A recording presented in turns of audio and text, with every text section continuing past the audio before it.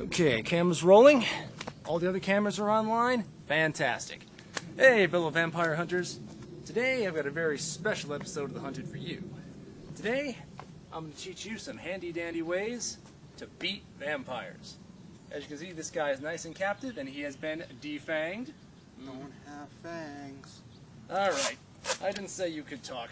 I'm just going to take care of that right now. When I become a little bit tighter, I'm going to show you the best way to take out a vampire with your first strike. One of the best ways to deal with a vamp is long range. This is why one of our best weapons is the quarterstaff. We can hit them from far away and they can't reach us. Because if it's a bitey creature, fangs or not, they have to get close enough to bite us to hurt us. Which brings us to our next point. If you take away their ability to hurt you, they're not a danger. So if we were to take our Mr. Quarterstaff right here and hit them right square in the jaw, you can see not going to be much of a problem after that. One of our other friends in the Vampire Hunter's arsenal is, of course, the wooden stake. This is a dulled and modified stake to demonstrate there are other ways to use the weapon. So instead of simply plunging it through their chest right away, you could hit their legs, hit their other leg,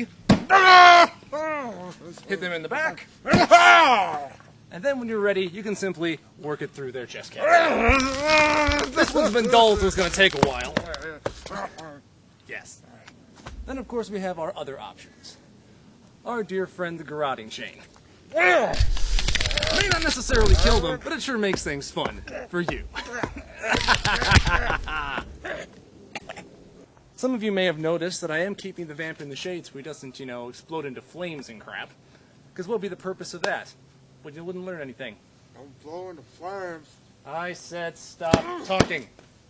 Now is a perfect time to demonstrate another practical use for our quarterstaff, a technique that I simply call the stall. This keeps your vamp at bay for quite some time. Normally, I would use a sharpened stick. Or normally, I would also go lower. I've killed at least 200 vamps this way. Moron!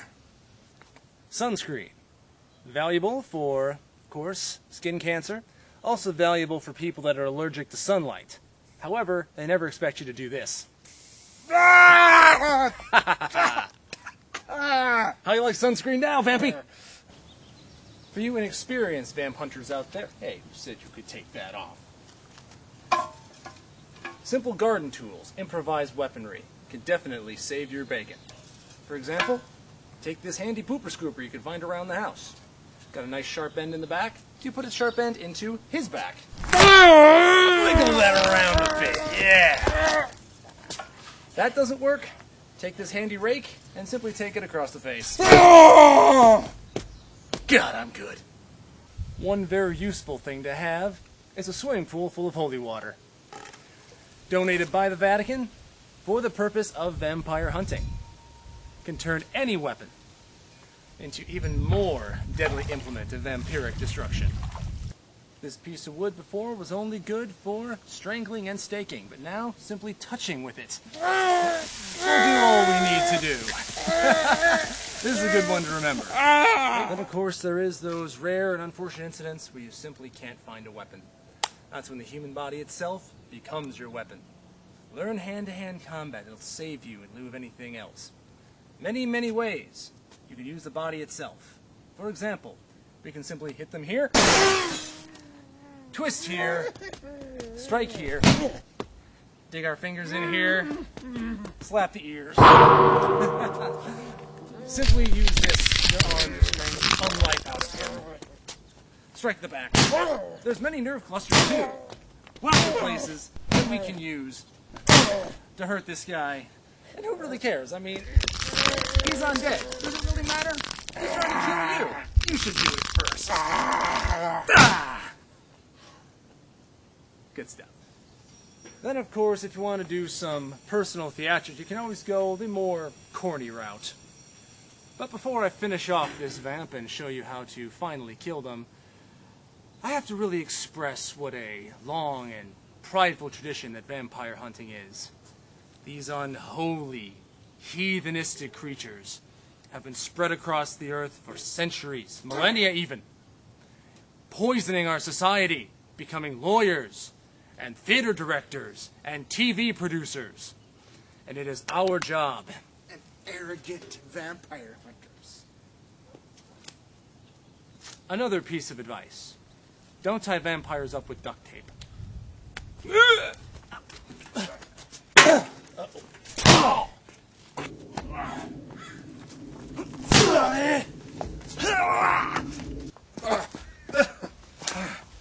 Hey, why aren't you on fire?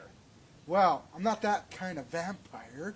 If you would take any kind of time to pay attention. We aren't allergic to the sunlight like most vampires that you probably thought we were. It's all a myth. There's other kinds of vampires? Yes. Duh. Well, you're dying all the same. Burn!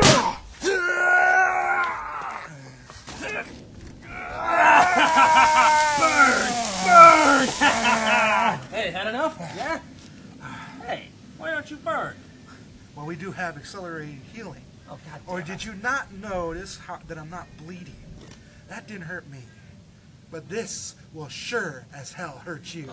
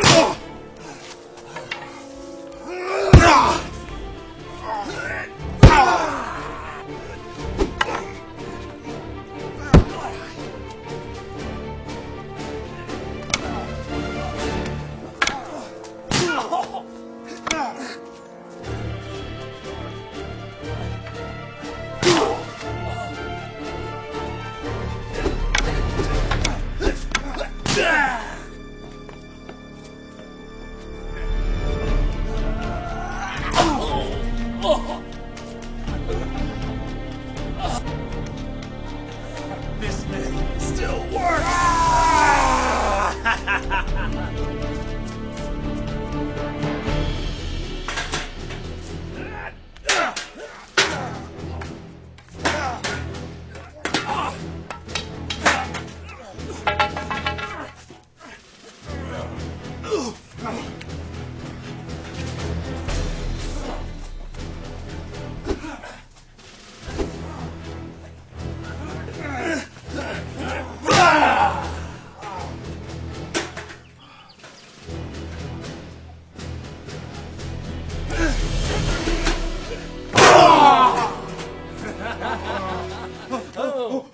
I'm not done with you yet.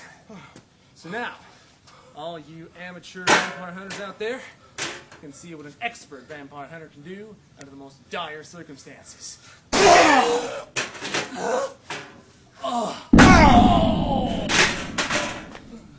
show you, Dyer. Oh, not there, not there.